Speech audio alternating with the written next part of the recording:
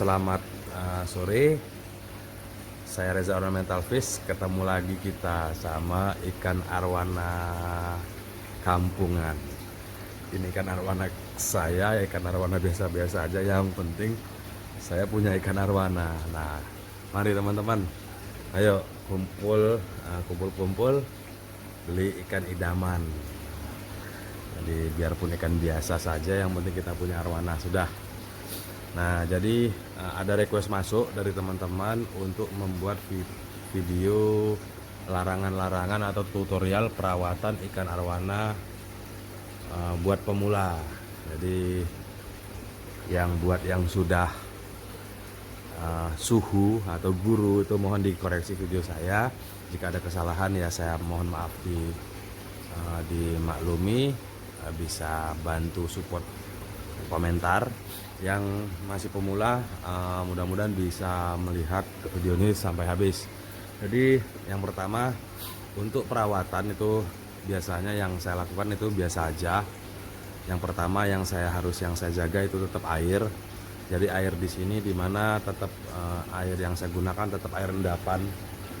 Jadi saya tidak menggunakan terlalu mewah seperti air galon karena ya biaya lah. Jadi saya tetap menggunakan air endapan. Jadi air saya endapkan dahulu, bertujuan karena memang menjaga kualitas dari air itu sendiri. Yang pertamanya, yang keduanya jaga kebersihan filtrasi. Jadi lakukan pembersihan rutin dan berkala. Terus ada larangan-larangan juga, aturan-aturan dalam pemeliharaan ikan arwana. Jadi saya sebutkan satu-satu menurut pengalaman saya sendiri. Jadi ini udah saya lakukan selama ini dari dulu awal saya memelihara arwana itu, dari pengalaman itulah. Jadi yang pertama, saat pemeliharaan ikan arwana, yang pertama yang dilarang keras itu pemberian pakan yang berlebih.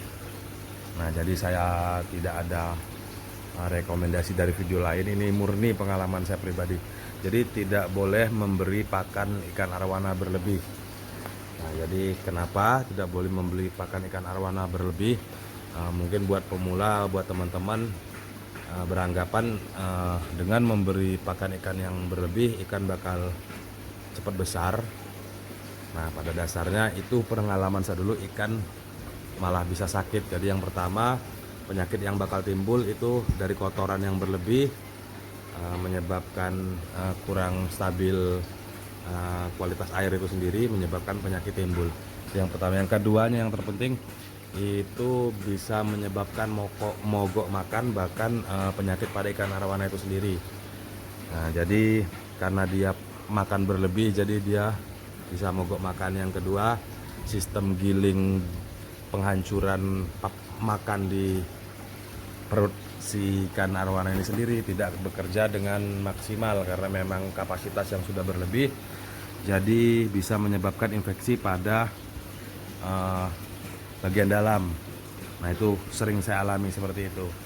Jadi yang selanjutnya itu pemberian pakan yang satu warna, contoh seperti jangkrik. Jangkrik terus mungkin beranggapan kita murah terus gampang dicari, hanya tetap kalau bisa pemberian pakan itu variasi jenis pakan. Pada dasarnya untuk pertumbuhan pemberian pakan yang cukup. Yang selanjutnya yang alamiah, jadi seperti katak atau kelabang juga boleh. Kelabang juga itu saya sarankan tidak terlalu ekstrim menggunakannya, karena memang pengalaman saya sendiri, saya pernah punya super red 45 cm, saya beri kelabang panas, jadi badannya langsung teler. Jadi untuk pemberian kelabang sendiri saya anjurkan boleh, hanya jangan lakukan sesering mungkin. Nah, yang selanjutnya, karena ini ikan predator, di akuarium pastikan kaca-kaca itu aman. Kaca-kaca aman, tidak tajam, karena memang ya ini pengalaman. Ini crossback 24K saya, ini saya melihara dari kecil. Kurang lebih beberapa bulan yang lalu kumisnya putus karena saat pemberian pakan, karena dia sifat predator, makan dia nyambar, jadi nyambar ngantem kacanya masih tajam karena tutup atas ini saya berikan kaca. Terus yang selanjutnya lagi, mungkin teman-teman di rumah pengen menggabungkan ikan arwana yang berbeda jenis atau berbeda gen, itu saya sarankan pilihlah ukuran yang sejajar, yang sama. Nah, jadi jangan beri ukuran yang berbeda, karena sifat ikan arwana ini, terutama ikan spread lah yang pernah saya pelihara selama ini, yang saya selalu setia memelihara spread. Jadi spread ini punya sifat menguasai. Jadi saya dulu yang tinggal di sini, jadi sayalah yang berkuasa dengan tempat ini. Nah itu yang untuk komteng. Dan untuk komteng ini sendiri bisa dicampurkan ke jenis ikan arwana, itu tergantung dengan penyesuaian kita sendiri. Jadi pengenalan di sini saya lakukan, biasanya saya menggunakan sekat kaca dulu, baru saya gabung, saya pantau, jika sudah oke baru saya gabungkan. Yang kedua, pernah ada jadi pengalaman saya komteng untuk ikan arwana, itu ikan arwana tipe Jardini. Jadi Jardini cukup galak, jadi saya tidak menyarankan. Mungkin teman-teman ada yang sudah menggabungkan, mungkin bisa teman-teman ya lebih perhatikan. Yang terakhirnya, nah karena ini predator lagi, nah gunakan tutup atas. Nah jadi ini banyak sekali terjadi, sering sekali terjadi buat penghobi baru, karena saya memang di sini juga menyambi jualan. Jadi setiap yang banyak sekali laporan yang beli ikan arwana, waduh loncat. Nah itu pastikan tutup dari akuarium ini sendiri ada, jadi tetap udara tetap dipastikan bisa masuk.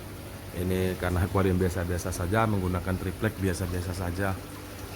Nah jadi intinya itu tadi, yang penting kita punya arwana gitu teman. Nah ini teman-teman, ada yang ketinggalan. Nah, udah malam hari nih teman-teman, edit lagi. Jadi lanjut lagi. Ini jika teman-teman ada yang menggunakan heater, jadi memang fungsi heater itu pertama membunuh penyakit di bawah suhu standar. Suhu ikan standar itu 32 derajat yang banyak digunakan. Nah ini kan ikan-ikan saya ini udah bebas heater nih, karena memang saya lebih menjaga itu air itu sendiri. Nah jadi fungsi selanjutnya heater itu menyetabilkan air saat pergantian air yang utamanya. Nah jika teman-teman yang menggunakan heater itu pastikan aerasi itu dimaksimalkan, karena memang saat heater hidup suhu air tinggi, itu otomatis kadar oksigen di dalam air itu sendiri agak berkurang. Jadi untuk si ikan itu sendiri kurang baik, mempengaruhi kesehatan, tingkat kestresannya dan kestabilan ikan itu sendiri. Nah jadi sedikit tip berbagi dari saya, mudah-mudahan bermanfaat. Mohon kiranya memaklumi jika ada kata-kata yang kurang pas, kurang mantul, mohon dipersori. Jadi salam satu hobi, salam Reza Ornamental Fish.